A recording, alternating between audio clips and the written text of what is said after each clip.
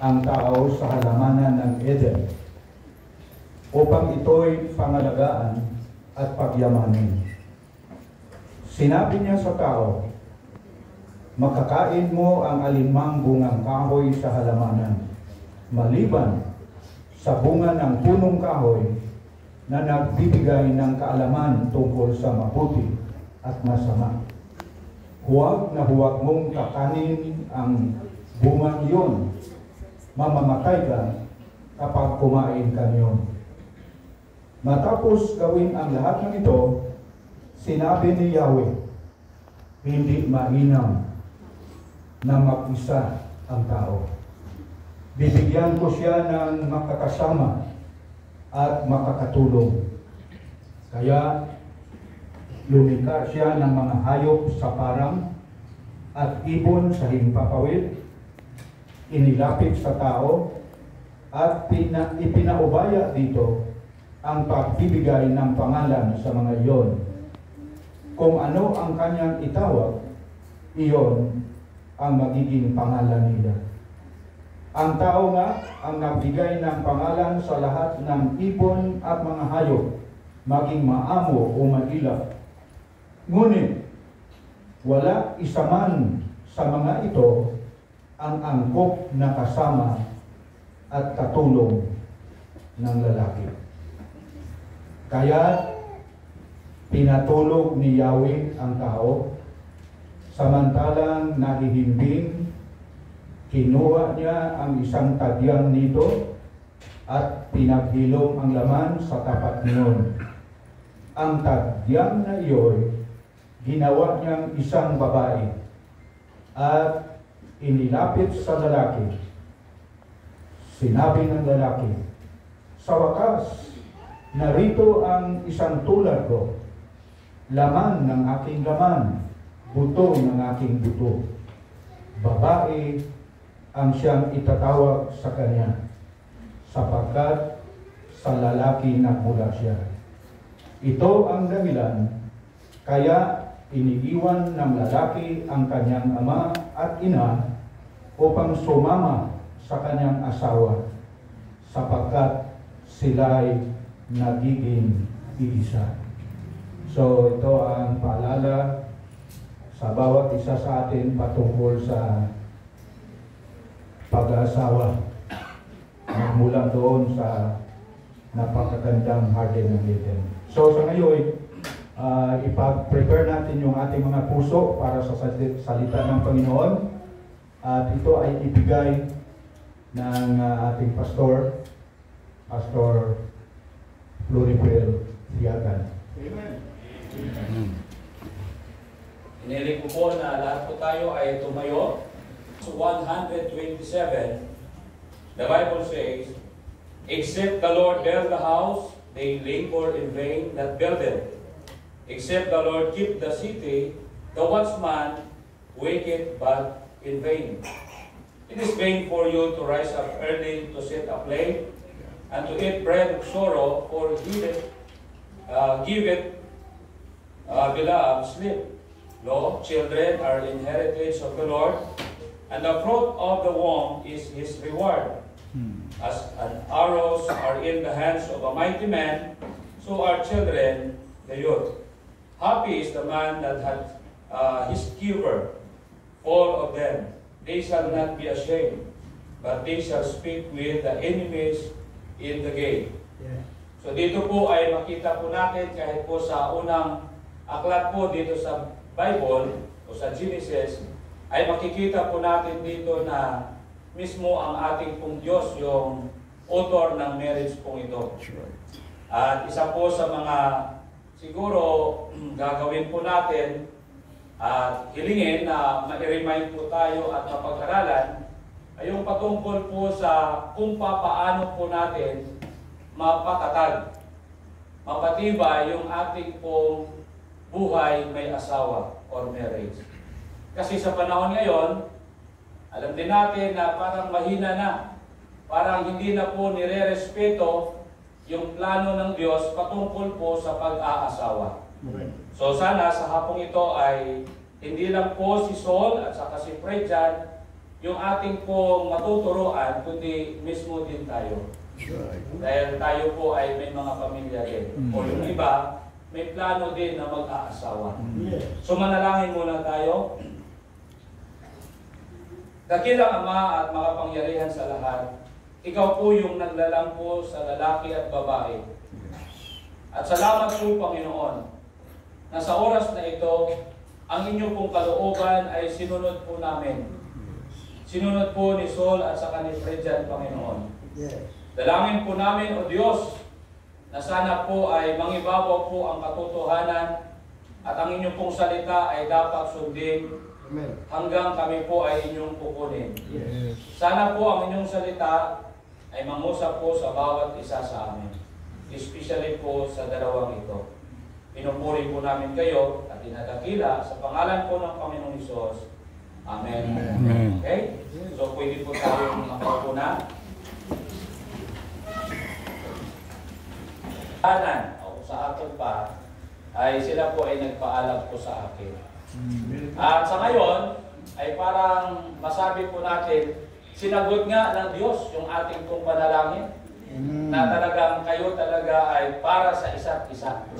Kumbaga, yung kinuha doon sa rib ni Adan ay nandyan na. Okay? So, pero hindi po natin kaligtaan na buhay po si Satan. At isa po yung plano ni Satan ay walang iba kundi sisirain niya yung buhay na may pamilya. Kaya nga mas dapat ay magiging alerto po tayo nito at sana hindi lang ngayon ito papakinggan natin kundi hanggang kayo po ay tumanda, hanggang kukunin po tayo ng Panginoon ay dapat pong maalala po natin ito. Na sa hapong ito, kayo po ay magsusumpaan. Okay? So, tayo po as a child of God, as we are believer of the Lord Jesus Christ, alam po natin yan that we acknowledge that God is the author of marriage. Ang ibig sabihin nito, kung mayroon pang nasisiyahan at natutuwa sa hapong ito, hindi lang po tayo, hindi lang pamilya ni Fredjan, hindi lang pamilya ni Sol, kundi mismo po ang ating Diyos. Kasi ayaw ng Panginoon na magsama lang po tayo na hindi po dapat makaranas ng ganitong klaseng gawain. Okay? So, isa po sa dapat gawin ay walang iba kundi susundin po natin yung disenyo ng Diyos, yung plano ng Panginoon with regards to marriage. At alam natin na kung sinunod lang ng tao yung disenyo ng Diyos patungkol po sa pag-aasawa, ay siguro hindi hahantong sa tinatawag paghihiwalayan. Hindi hahantong sa sira yung pamilya. Okay? So kaya nga, dapat po natin tandaan na siguro, sabi nga natin dito sa Genesis, nung nilalang ng Diyos yung lalaki, nandyan na lahat, provided na ng Panginoon yung mga pangangailangan. Yung kanilang basic needs ay nandyan na, pagkain. Pero, at hindi na kailangan, no? Hindi na kailangan ng tao, ng lalaki na magpapawis, magtrabaho. Pwede na silang makakain. Mabubuhay sila, provided by God. Okay? Pero, at ganoon din, kung hindi po sila nagkakasala, yung babae din, aanak siya, manganganak siya na hindi sisigaw na, tama na to, di ba? Okay? So, aanak lang na hindi, walang sakit, kumbaga. Pero, yan lahat, mga kapatid, ay nasira yung plano ng Diyos. Pero ang kagandahan, nung tayo po ay isang makasalanan, inanak po tayo ng Diyos. Niligtas niya po tayo. At sabi ng Bible, if any man be in Christ, he is a new creation. All things are passed away, and behold, all things are become new. Ang ibig sabihin nito, hindi man magiging perfect family yung ating pong maibel. Hindi man perfect marriage, mayroon po tayo. Pero pwede po nating mapalakas. Okay? Pwede po nating mapatatag yung ating pong relasyon. sa ating pong partner. Okay? So, yun po yung isa sa kagandahan. So, according to survey, dito po sa Pilipinas, 50% ng mga Pilipino adults, talagang suportado po nila yung tinatawag divorce. So, ibig sabihin, 50% ng tao dito sa Pilipinas, okay sa kanila na maghiwalay. Pero ayaw natin yan. Ayaw yan ng Diyos. Okay? Kaya nga, ano po ang dahilan? Bakit ganun po ang nangyayari? Isa doon, ang dahilan, problema sa pera. Pangalawa, stress sa trabaho, hindi nagkakaunawaan, at marami pang iba. Pero sa hapong ito, Phrygia ng Soul, tandaan po ninyo, hindi po kayo mga artista, hindi po kayo mga celebrities, na kung kayo ay ikakasal ngayon, next month, maghihiwalay na. Hindi dapat gano'n. Okay? Kasi ang plano ng Diyos, kayo ay magsasama habang buhay. So kung mayroon kayong napagdaanan bilang boyfriend and girlfriend, maraming problema niyan. Nalampasan. Kami po ay magpipray din na malalampasan nyo ang mga pagsubok sa buhay bilang kayo ay mag-aasawa.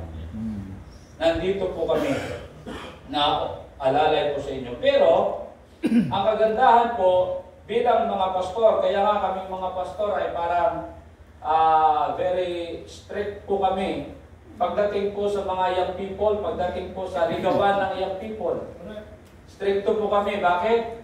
Kasi ayaw po namin na kaming mga pastor ay mag-producer ng mga young people na mag-aasawa sila at sila ay magkahiwalayan. Yes. Kaya nga, ginagawa po natin by the grace of God na ang ating pong mga young people ay tinuturuan po natin kung paano sila haharap sa buhay mag-asawa. At ito po sila, okay, nakaranas po ito sila. Sinunod po nila yung payo natin. Ganon din si Saul. At sana nga, kayo po ay magtatag ng matatag na pamilya. So, mga kapatid, tatandaan po natin, hindi lang po tayo, o hindi lang si Phrygia yung nangangailangan nito. Lahat po tayo, especially kung mayroon kang asawa, ay dapat mo rin hilingin. At dapat mong maunawaan na dapat din ako ay may marriage na matatag. May pamilya ako na dapat sumusunod sa kalooban ng Diyos. Kaya nga, isa po sa dapat gawin po natin ay pag-aralan po natin ngayon yung mga basic truth patungkol po on how to build a strong marriage. So, papaano po tayo tatatag ng isang matatag na buhay may asawa? Una, number one, a strong marriage is built upon the Lord. Yung matatag na buhay may asawa, yung matatag na pamilya, ito po ay na-build sa ating pong Panginoon. Hindi po ito sa ating lakas, hindi din sa ating mga resources, hindi rin sa ating mga katalinuhan, kundi ito ay natatag sa ating pong Panginoon. Kaya nga sa ating pong text, Psalms chapter 127 verse 1, except the Lord build the house, they labor in vain. So, dito ay makikita, no, that they are trying, but are sure to fail. Kaya nga sabi dito, they rise up early, they sit up late, pero wala pa rin kabuluhan. Kung wala po, kung hindi naghari ang Panginoon sa ating pong relasyon. So, be sure, Saul and Phrygia, kailangan huwag niyong kalimutan ang Diyos dapat or ang inyong pagsamahan bilang mag-asawa na ay itatag niyo yan sa ating pong Panginoon. All of effort are to no avail kung hindi natin i-build sa ating Panginoon. Katulad po sa niremind ni Apostle Paul sa bawat isa sa atin in 1 Corinthians chapter 15 verse 14, the Bible says, dito po makita, Paul's word, the resurrection of Christ, na sinabi dito, if Christ be not risen, your faith is vain. Kung si Jesus Christ ay hindi po nabuhay naman muli, ang ating pananampalataya, ang ating pong labor para sa Kanya, walang kabuluhan. So, ganun din po yan. Okay? It's just like that a marriage without Christ failed. Babagsak yan. Hindi yan matatag. Kaya Saul and Christian, dapat nyong tandaan at siguraduhin na sa inyo pong marriage life, kailangan si Jesus ay buhay. Sa inyo pong marriage life, si Jesus Christ ay na-honor siya. Siya po ay na-glorify. Sa inyong marriage life ay dapat siya po ay na-magnify. Kasi kung hindi ganon, ma-fail po tayo niya. Babagsak yung ating pamilya. So at isa po sa madaling gawin ay ito po yung mga instruction ng Panginoon. In Ephesians chapter 5 verse number 21. Okay. So sabi po dito sa Ephesians chapter 5 verse number 21. Ito po ay instruction ng Panginoon para yung samahan ng mag-asawa ay nasa plano at disenyo ng Diyos. Sabi po dito, wives, submit yourselves unto your own husbands as unto the Lord. Kaya pero ako I believe na intindihan po ito ni Saul. Okay? Na dapat ikaw magsimula ngayon, mamaya, magpasubmitar ka na kay Christ.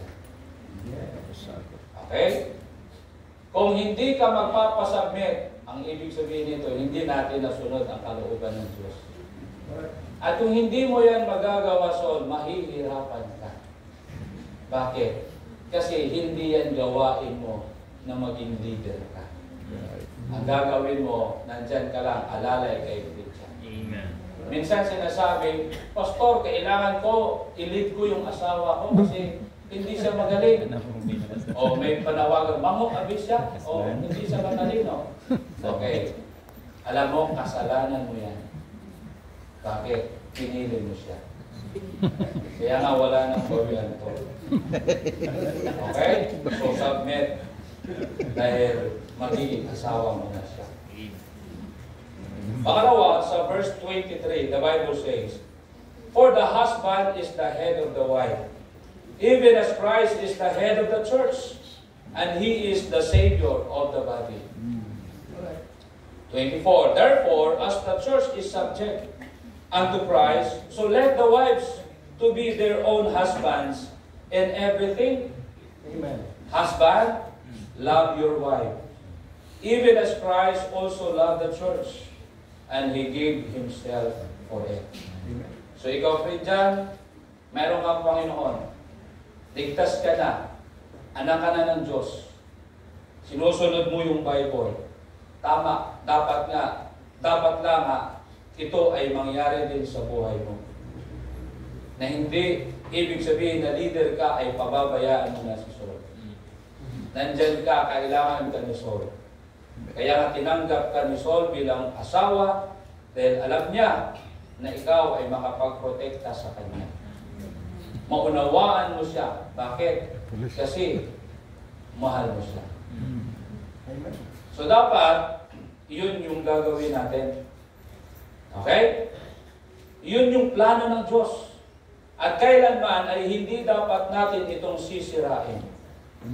Kung nais po natin matatag yung ating pong marriage life ay siguraduhin po natin, itatag po natin ito sa ating pong Panginoong Hesus. Building a marriage on the Lord gives a divine dimension to life. So dapat, ito po ang dapat gagawin ninyo. Kung kayo ay bilang mag-asawa, ay tatandaan ninyo, isa sa dapat ninyong uunahin sa buhay ninyo ay walang iba, reading the Bible and praying. Amen. Kasi pag ginawa mo yan, yun yung dahilan na ikaw ay lalago sa ating pong Panginoon. Hindi ninyo ito ibaliwala. Kung ikaw ay may pamilya na desire to serve the Lord from the start. At isa sa pinakamaganda ay dalawa na kayo. Ang ibig sabihin, masigla na dapat ang paglilingkod sa Diyos. Hindi ibig sabihin na, ay salamat, kinasal na po kami. Kaya okay na to. No, hindi. Kung ikaw ay kinasal, mas dapat magiging matapat ka sa Panginoon. Amen. Okay? Dapat masigla ang paglilingkod nyo sa Diyos. Yes. Dapat hindi ka na nalilate pagpunta sa simbahan. May nagre-remind na sa'yo. Right. Kung mayroon pang malakas at matatag sa mga temptation, dapat kayo na yan dahil may kasama ka na sa buhay. Desire na dapat kung kami man ay magkaroon ng mga anak, yung aming mga anak ay dapat siguraduhin po namin itong maglilingkod sa Diyos. Amen. Siguraduhin po namin by the grace of God, tatayo po kami ng godly family. Amen. Mga kapatid, yung ating pong mundo ngayon ay sira na. Marami ng kaguluhan. Pero sana, isa po kayo sa magproduce ng mga magandang kabataan. Kabataan na sumusunod po sa Diyos at sumusunod sa ating pong gobyerno. So, building a marriage on the Lord makes a difference. When the storms come, tatayo ka. Kaya nga may awitin, di ba? May awitin, the Lord's a rock, on Him we hide. A shelter in the time of storm. Amen. So siya po yung ating pupuntahan. Okay? Saka na lang sa mga ninong, kung medyo pigado na din. Okay, may mga ninong kita, saka mga ninang. So saka na lang. Pero isa sa siguraduhin po natin ay lalapit po tayo sa ating pong Panginoon. Many marriages fall apart when troubles come because they don't know the Lord Jesus Christ. Yes. Hindi nila alam na si Jesus Christ ay matatag na bato. Na kung tayo po ay lumapit sa Kanya, magpakanlong sa Kanya, magiging magaan, maganda po yung ating buhay. So, but Christian know where to turn when storm rages. Ganun po dapat. So, the wise man and the foolish man ay makikita po natin dito sa Luke chapter 6 verse 47 and 49. We know the story na sabi ng Panginoon, yung matalinong tao, siya ay tatayo ng kanyang bahay doon sa bato. Okay? Hindi siya tatayo ng kanyang bahay sa buhangin. So, ang ibig sabihin, kung mayroon pang matalinong mag-asawa, yun yung mag-asawang nakakilala kay Jesus Christ. Yes. Okay? Pero minsan kasi binabaliwala po natin. But this afternoon, kung nais mo lang naman na magiging matatag ang iyong marriage life, build upon the Lord. Number 2, a strong marriage is built upon love.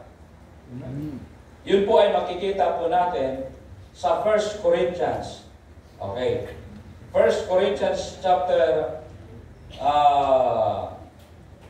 1, di ba? O chapter 13 pala. So basahin ko. 1 Corinthians chapter 13. Okay. Sabi po dito sa verse number 4, the Bible says, charity suffereth long, and is kind. Charity envieth not. Charity vaunteth not itself, it not puffed up, doth not behave itself unseemly, seeketh not her own, it is not easily provoked, thinketh no evil, rejoiceth not in iniquity, but rejoiceth in truth. Beareth all things, believeth all things, hopeth all things, endureth all things. Charity never faileth, but whither this be prophecies, they shall fail. Whither they be tongues, they shall cease. Whither there be knowledge, it shall vanish away. A strong marriage is built upon love. Minsan, mali po yung pag-iintindi ng iba patungkol sa love. Kaya nga marami pong mga tahanan, marami pong mag-asawa, nagkakahiwalay, naghiwalayan, dahil hindi po nila naiintindihan kung ano po yung totoong love. Kaya nga, kasabihan, what is love?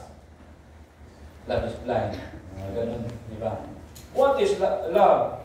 Sabi naman ng mag-asawa, love ko siya ko, mayroon pang bigas na lulutuin. Oh. Sabi naman, what is love? Love ko siya kung imamassage niya ako.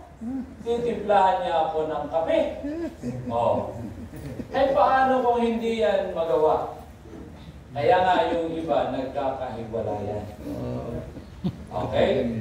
So pero sana nga, bilang tayo po ay anak ng Panginoon, maiunawaan po natin kung ano po ang love. At dito po ay tinuro God's definition of love as described in 1 Corinthians chapter 13 up to 7. Nasabi po dito, number 1, love suffereth long. Ibig sabihin, yung totoong love ay mayroon pong pagpasensya. Hindi ka man natimplahan ng kape, okay lang. Uunawaan mo siya. Love mo siya eh. Oh. Hindi ka rin nabilhan ng lipstick, so okay lang yan. Uunawaan mo siya. May pagpasensya siguro, hindi pa makapagbili kasi walang-wala po kami. So love, suffereth long. May pagpasensya. Not exploding. Hindi po ito nag-i-explode. Yung pihira. Sabi mo, love ako. Tapos di mo ako titimplahan. Tapos napusa ang baso. Napusa yung mga pinggan. Hindi dapat ganon. Tandaan nyo, love suffereth long. Ito po ay may pagpasensya. Yun yung sabi ng Bible patungkol sa love. Love is kind. Ibig sabihin yung love is mabuti or mabait. Kaya nga, kung kayo po ay totoong nagmamahalan, dapat kind ka sa mga words mo. Yung tawagan ninyo, gift, di ba? Gift. Base sa ulihi. Di ba na? Yung tawagan mo, ka. Kung wala ka natimplahan, ugak na o mangyari. So dapat hindi. Dapat kind ka. Kasi sabi nga natin, doon po nagsisimula minsan yung awayan at hiwalayan. Doon po sa amin sa Naison. Sabi nila, magmamahalan po kami, nagmamahalan kami. Ilang years silang nagnubiyahanan. Pero nung sila ay nag-honeymoon na, may umutot lang. Totoo po ito. Hindi umamin yung isa. Sabi, sino ano to? Hindi ako. Oh, dalawa lang naman tayo. Oh, ayaw. So, ang nangyari, nagkahiwalayan. Ayaw. Dahil lang sa utot. Okay? So, kailangan kind in word. Kind in action. Hindi mo pagpadalon sa ginatawag isog. Especially ikaw, pulis. Pera. Hindi ka pa rin nakasain. Mapupia si Sol. So, hindi dapat. Kind ka kahit sa action. Dapat nandyan ka para mahalin mo siya ng lubusan. Sabi ng Bible, mount it not itself. Ibig sabihin, it not puffed up. Okay? Ibig sabihin, hindi po ito mayabang. Hindi po ito may kayabangan. Walang ganon. Dapat mo akong sundon dahil ginasunod kita ko sa amo nito. Sa pag nandun ako sa kanto ay nagsasaludo yung tao sa akin. Dapat, ganon din dapat nangyari sa ating tahanan. Oh, dapat hindi mayabang. Ganon din si Saul, hindi mo ba alam? Ma'am ako? Minamam ako, sinusunod ako ng mga estudyante ko. So dapat, walang kayabangan. Yung totoong pagmamahal does not behave unseemly. Ibig sabihin na truth. No? Hindi po ito magaspang. Yun po yung pagmamahal. Sabi pa dito, seek it not your own. Ibig sabihin, hindi po ito selfish.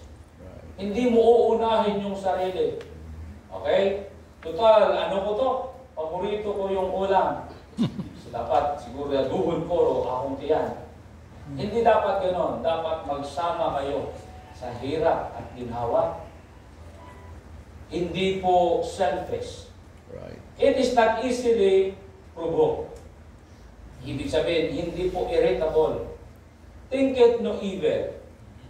Hindi dapat masyadong mag-isip ng advance. O especially sa mga trabaho ninyo. O hindi pa rin naka-report si Fred dyan siguro may iba na to. Pulis na daan to. Ganun din. Wala pa rin si Sola. Di ba walang pasok ngayon? Kasi kung sino mo ganito to. So, hindi advance yung isip sa kamalian. Think it no evil. And then, sabi dito, rejoice it not in iniquity. Ang ibig sabihin nito, not glad about injustice, but please with truth wins. Ibig sabihin mga kapatid, especially sa inyo, kung ating pong susundin lahat pala, yung ibig sabihin ng love, totoo nga na hindi po hihina yung ating marriage life. Kasi yan pala yung totoong definition ng love. Right. A strong marriage built upon love. Number 3, a strong marriage is built upon loyalty. Yung matatag na buhay may asawa, ito ay itinatag sa tinatawag katapatan. Dapat sa bawat isa ay tapat po kayo. Yun yung sabi sa 1 Corinthians chapter 13, verse number 7. Kaya nga sabi, bear all things. Ibig sabihin, loyal even when things are tough. Loyal ka pa rin kahit yung sitwasyon ay mahirap. Loyal ka pa rin kahit napagdaanan ninyo na bakang walang-wala na kayo. Hindi ibig sabihin, oops, ito na, maghahanap na lang ako kasi bigado, mahirap yung pamumuhay. Especially kung tatanda na kayo o may mga sakit na, mahirap yan. Pero, dapat maging tapat kayo sa isa't isa. Believe in all things. Ibig sabihin, believing in your mate. At saka, nag-trust ka sa Kanya. Kung mayroon pang taong pinapaniwalaan ninyo sa buhay ninyo, ay walang iba kundi kasama mo. Dapat pa dyan, yung mas paniwalaan mo si Saul na. Hindi yung mga marites sa labas. Ganun din si Saul, dapat mas paniwalaan mo si Fred dyan. Bakit? Kasi kayong dalawa ay isa na. Amen. Yun po yung ating pong dapat tandaan. Hope at all things. Ibig sabihin, expect the best of the loved one. Siya po yung makakatulong. Endure at all things. Ibig sabihin, defense when others forsake. Kaya nga sabi ko sa aking pong anak, kung mayroon po akong dapat paniwalaan at aasahan, hindi ka i-parents.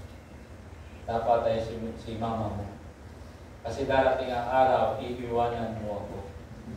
At especially baka darating ang araw, mag-asawa ka, At yung asawa mo ay magiging supladita. At habang kami ay matanda na, itula kami. Diba? Saktan kami. So sabi ko, sorry lang kung mas pinapaniwalaan ko ay si mama mo. Pero mga kapatid, yun po dapat. Minsan kasi, hindi po naging tama.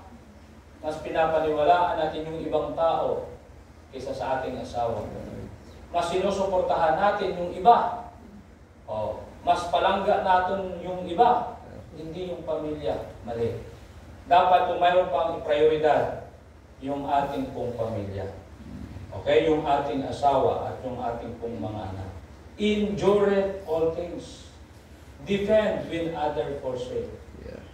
Ganun po dapat ang mangyayari sa ating mga buhay. Okay? So ngayon mga kapatid, sa hapong ito, kung nais po natin, mayroon po tayong matatag na marriage life, build upon the Lord. Build upon love. Build upon loyalty. At ito lahat ay nagawa ng ating pong Panginoon Hesus. Ginawa po ito ng Panginoon. Naranasan niya ito. Kasi isa lang sa nais niya sa buhay natin. Tayo po ay magkaroon ng magandang pamumuhay. Sabi na ng Bible, for God so loved the world that He gave His only begotten Son, that whosoever believeth in Him should not perish, but have everlasting life. Dahil sa pagmamahal ng Panginoon, kaya niya lahat ito gawin para sa iyo. He is not willing that any should perish, but that all should come to repentance. Kaya, kung ikaw, hindi lang si Sol at saka si Frijan, kung ang bawat isa sa atin, pinagpipray at hinihiling natin, Panginoon, sana nga, mayroon po akong marriage life na matatag. Easy lang yan. Kung ikaw ay maging anak ng Diyos. Okay? Spiritually speaking, sa mundong ito, mayroon pong dalawang klaseng tao sa mundong ito. Tao na nilalang ng Diyos. We are now more than 8 billion people nilalang ng Diyos. At pangalawa ay mga anak ng Diyos. So hindi lahat na tao sa mundo ito anak ng Diyos. Yung anak lang ng Diyos ay yung mga tao na tumanggap sa Kanya. Yes. Na sinabi sa John 1:12, but as many as receive Him, to them give He power to become the sons of God, even to them that believe on His name. Amen. So sana, sabi ko nga, maging anak ka ng Diyos. Para yung katuruan ito ay madali nating ma-apply. I-build ko pala yung aking marriage sa kay Jesus sa pagmamahal at may loyalty.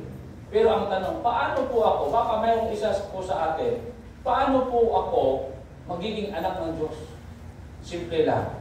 Tatandaan mo, sabi ng Bible, kung ikaw ngayon ay umamin na ikaw ay isang makasalanan at pagsisihan mo yan, at ikaw ay maniwala na si Kristo Jesus nagmahal sa iyo, siya ay namatay doon sa cross ng Kalbaryo, napako, inilibing at muling nabuhay, at kung siya ay paniwalaan at tanggapin mo ngayon bilang siya yung Panginoon at tagapagligtas mo, sabi ng Bible, maging anak ka ng Diyos. Amen.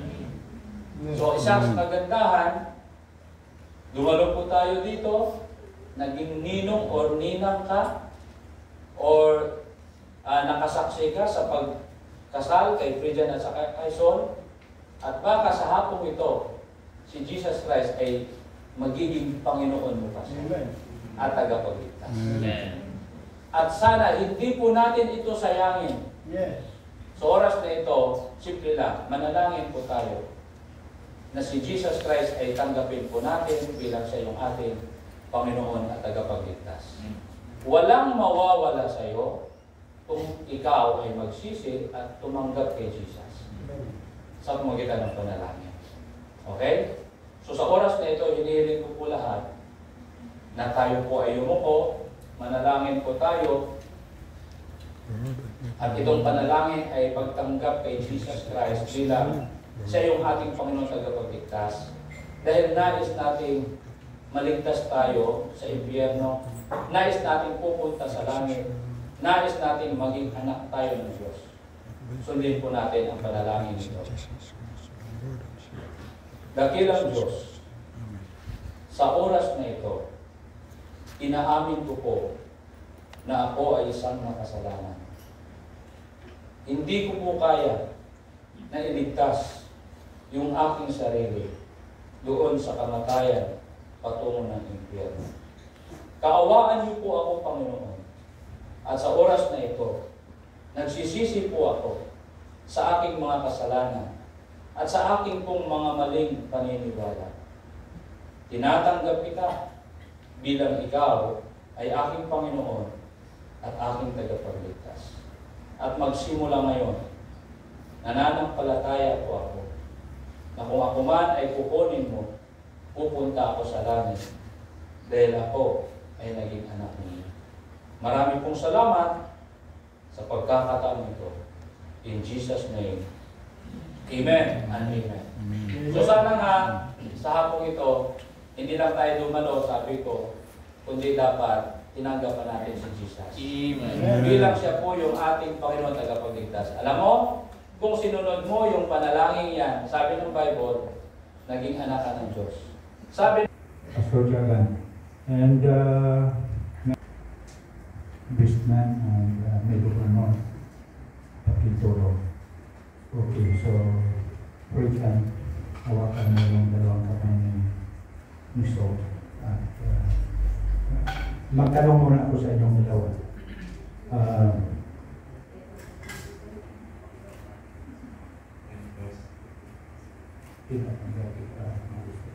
Tinatanggap kita, Mirasol,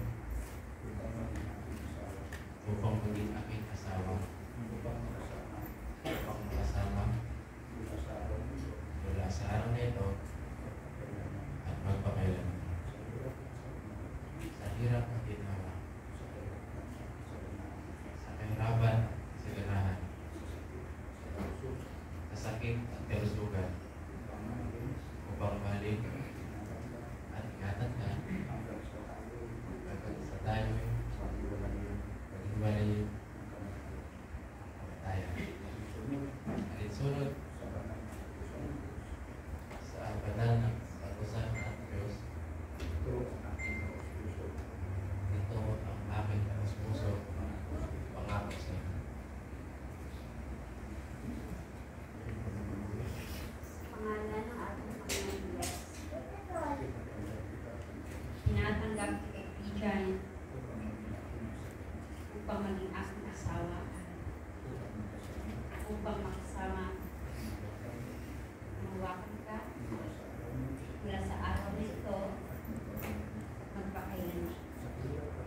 Sa hirap at ginhawa, sa kahirapan at sa ganahan, sakit sa kalusugan, upang mahalin, ingatan ka, hanggang sa tayo pagpulayin, makamatay. Ngunit sunod, sa banal na kautusan ng Diyos,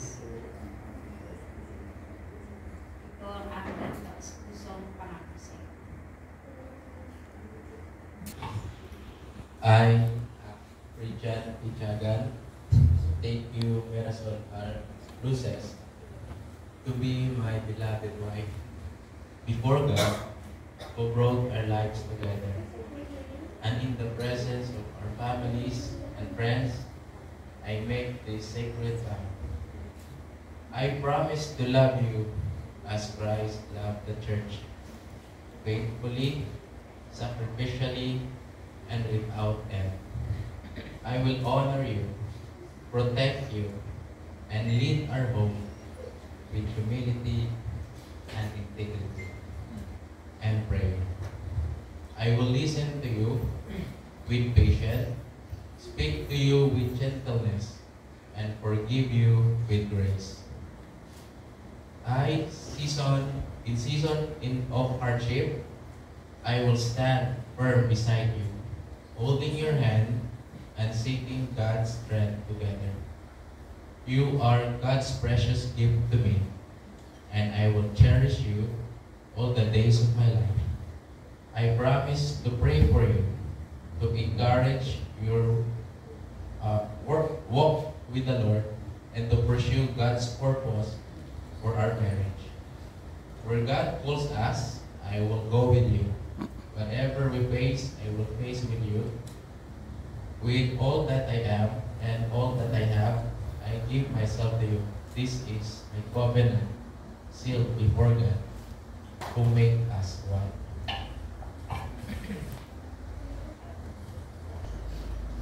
Hi, good. Really, God is amazing, isn't it? From planning to real wedding. We're here today, standing in front with God, together with our family, friends, and loved ones.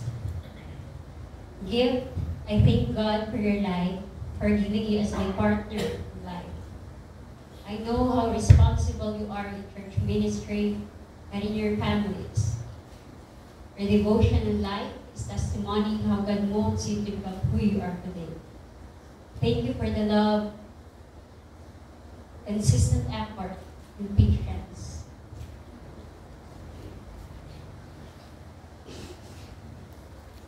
Kung atong relasyon, kung uwa sa Ginoo. Imawgid, pero nagpatunga karon.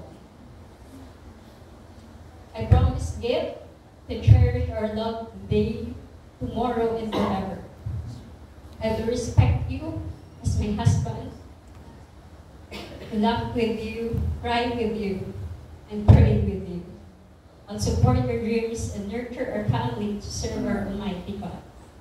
I will love you faithfully, good times and bad, regardless of the obstacle we will face together. I give you my hand, my heart, and my love. From this day forward, for as long as we both shall live, I love you.